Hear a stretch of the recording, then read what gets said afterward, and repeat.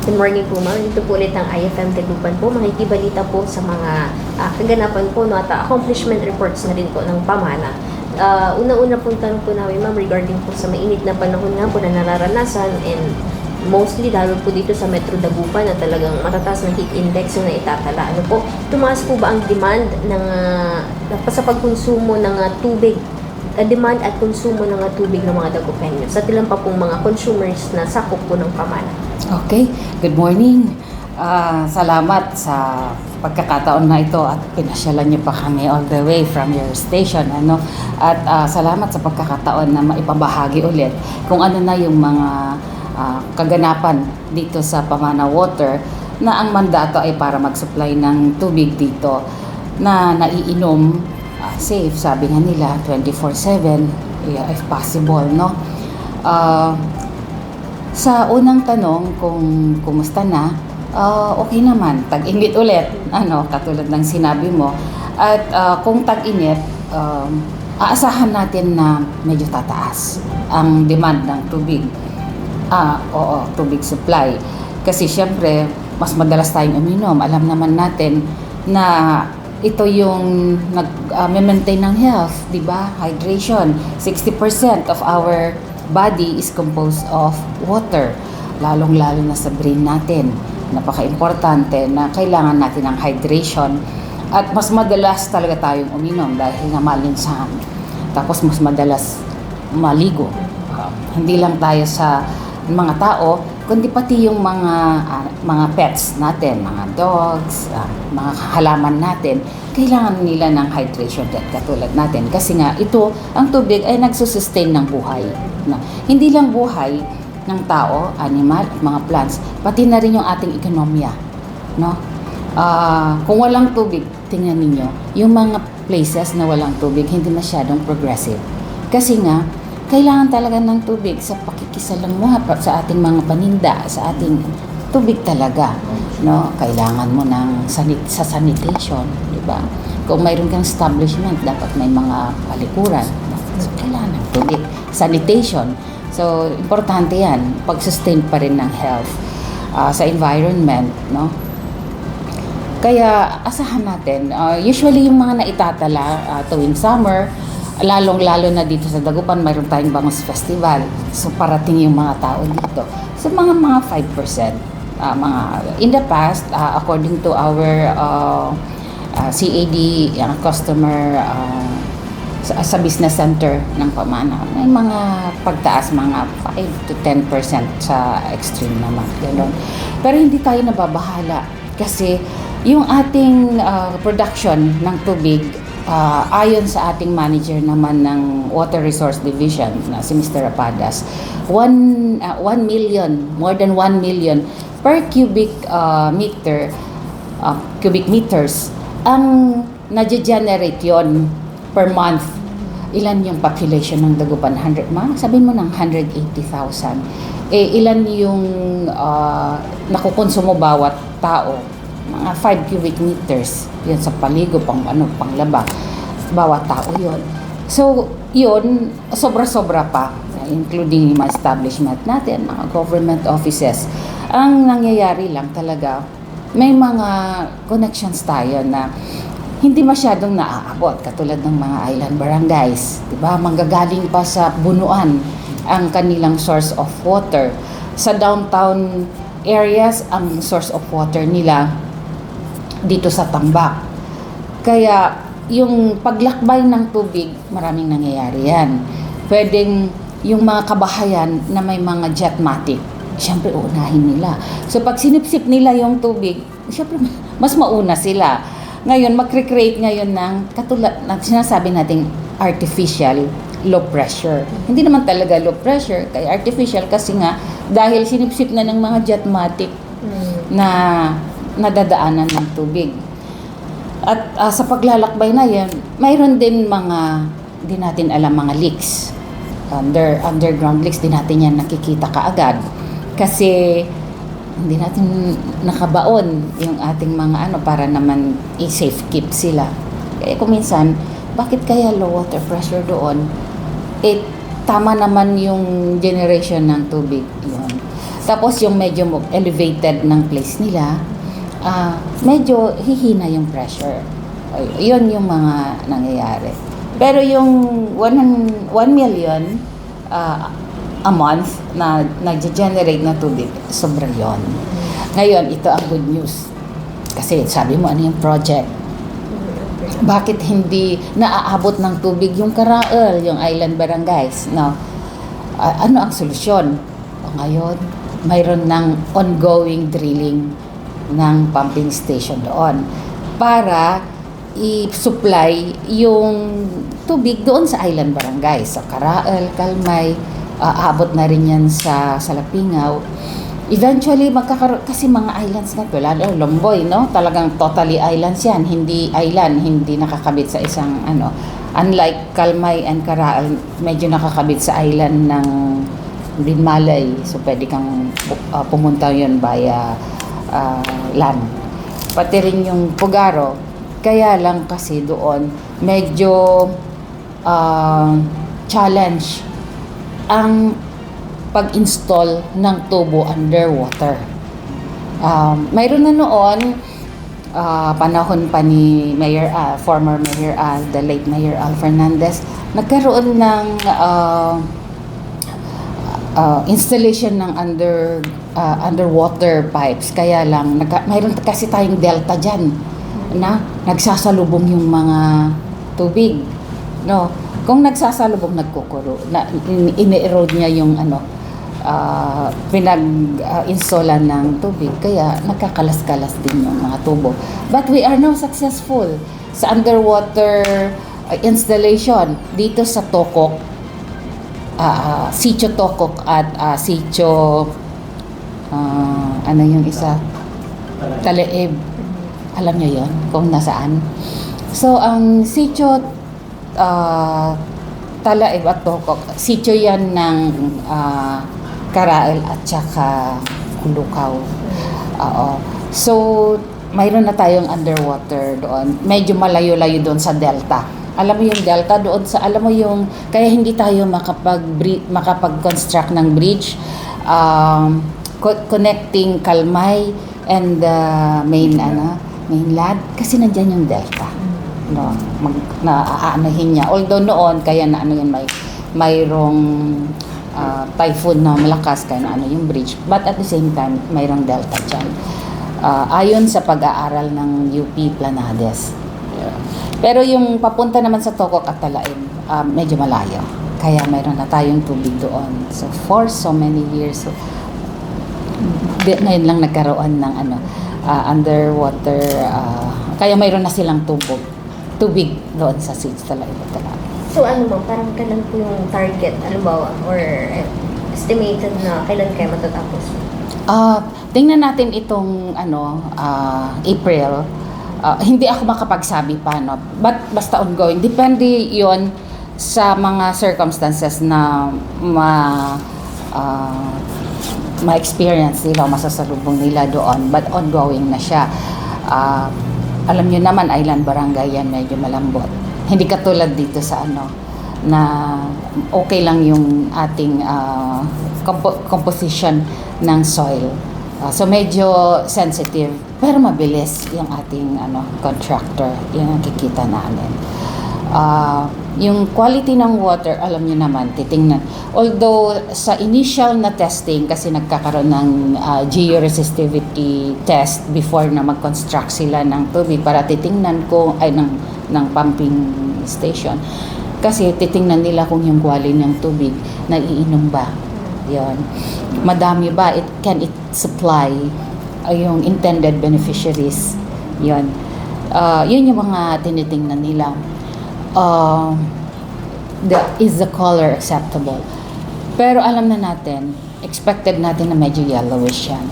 Kasi alam naman natin malapit yan sa may vein talaga ng tubig na yellowish, but it's potable.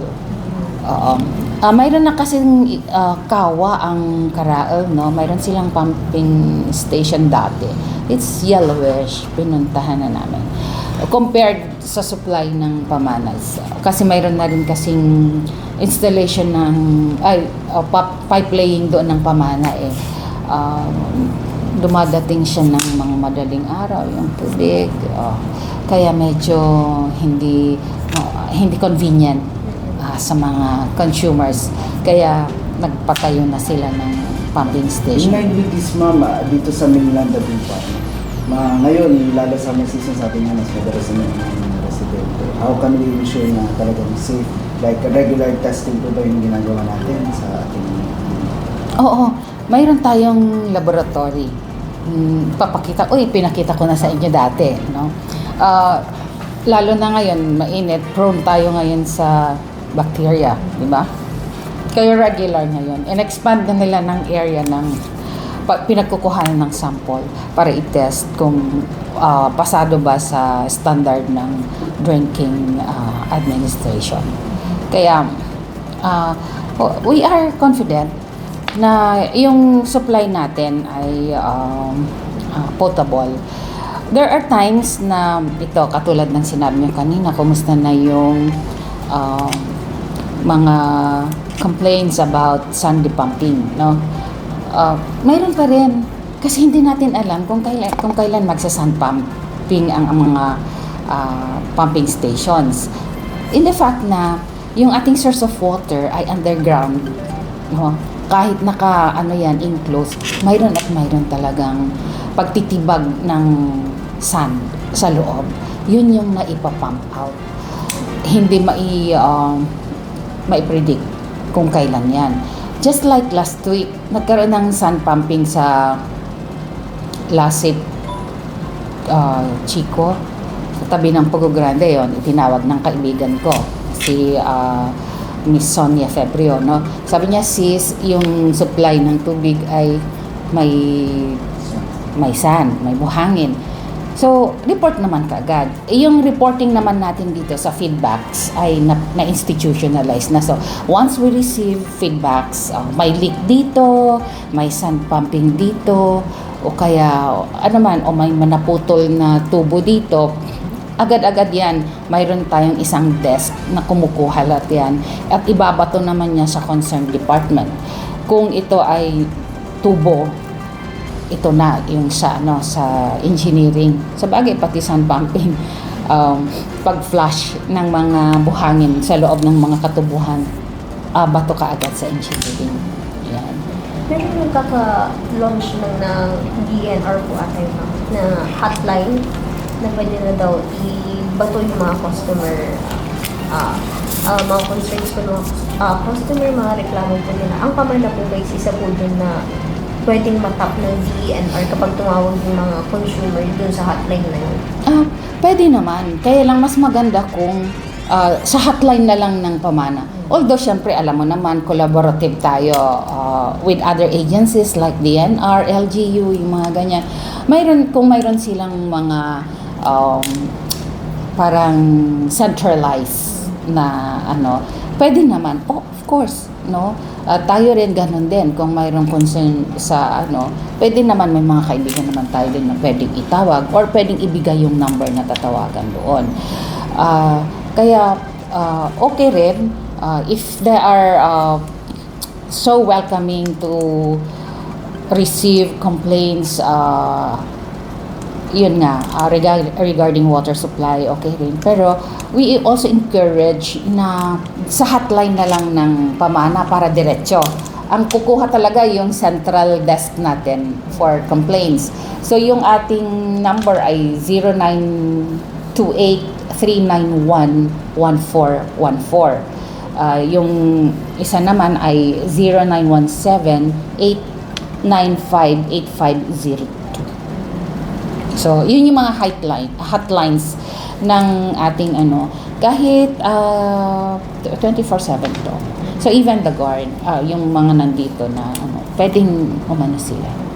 Ma'am, po ba, since syempre nga po, may na po yung panahon, meron po ba tayong nakaambang taasin sa tubig po ba?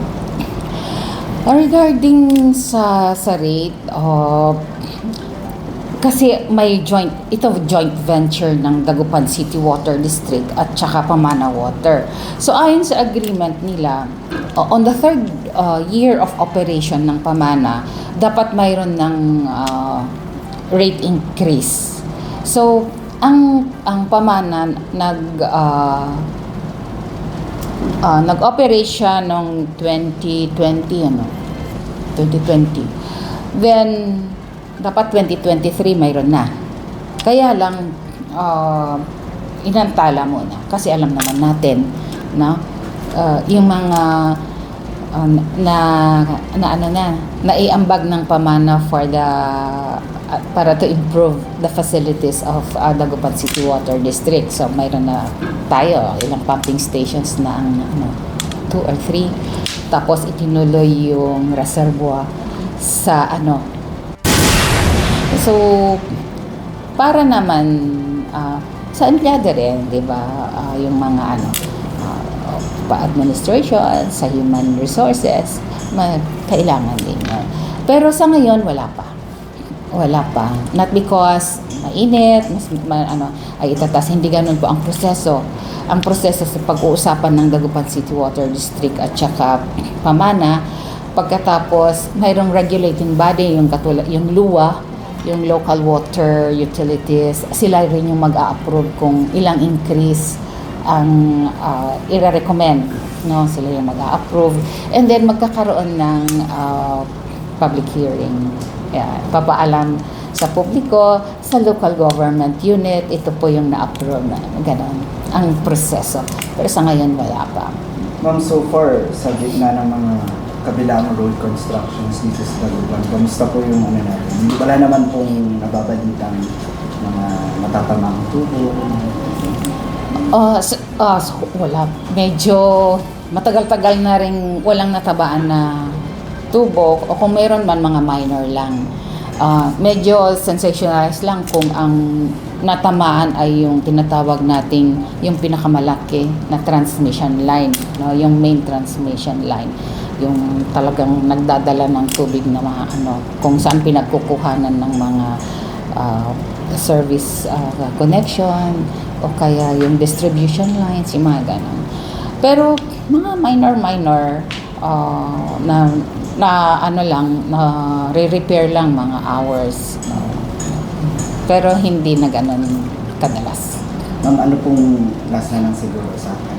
Mensahe niyo po sa mga member consumers natin ng pamana dito sa Dagupan, dahil na ngayon summer season. Okay, muli, nagpapasalamat po ako sa inyo, sa IFM, sa pagkakataon na ito, at sa aming mga consumers. Maraming salamat sa pag-iintindi nyo kung mayroon mang mga interruptions, kasi every now and then, kung mainit, di ba, kung minsan nagkakaroon talaga ng interruptions, lalo na kung walang kuryente rin, no? Naapektuhan din tayo sa nagtitripping. So pag medyo mag-shift yung power supply, mag-stop yung pumping water, yung submersible pump, it takes time na ulit.